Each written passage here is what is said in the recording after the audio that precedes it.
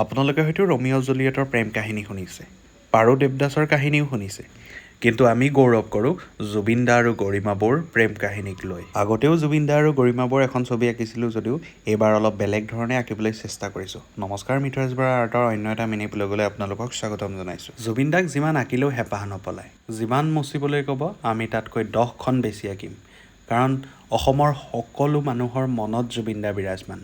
ৱালৰ পৰাহে মুচিব, কিন্তু মানুহৰ মনৰ পৰা কেতিয়াও মুচিব নোৱাৰে।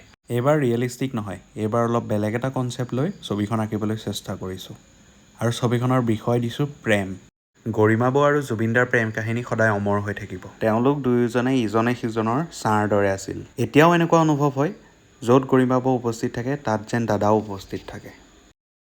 গোটেই নিশাটো জুবিন দা আৰু গৰিমা বৌৰ প্ৰেম কাহিনী অনুভৱ কৰি ছবিখন কৰি গৈ থাকিলোঁ। আজিলৈকে দাদাৰ যিমানকেইখন ছবি আঁকিলোঁ গোটেইকেইখন ৰাতিয়ে আঁকিছোঁ। তথাপিও আজিয়ে এইখন সম্পূৰ্ণ নহ'ল, ভালেমান কাম বাকী থাকিলে। তো ৰাতিপুৱা এতিয়া 8:30 ওলালোঁ আৰু ছবিখন তাতে সম্পূৰ্ণ কৰিবলৈ চেষ্টা কৰিলোঁ। আৰু যিহেতু ভিডিঅ'টো বহুত দীঘল হৈ গৈছে, সম্পূৰ্ণ ছবিখন এই ভিডিঅ'টোত নেদেখাওঁ, আৰু এটা ভিডিঅ' আহিব। বাকী আপোনালোকে এই ইউনিক কনচেপ্টত অঁকা ছবিখন কেনেকুৱা হৈছে কমেণ্টত জনাব। জয় জুবিন দা।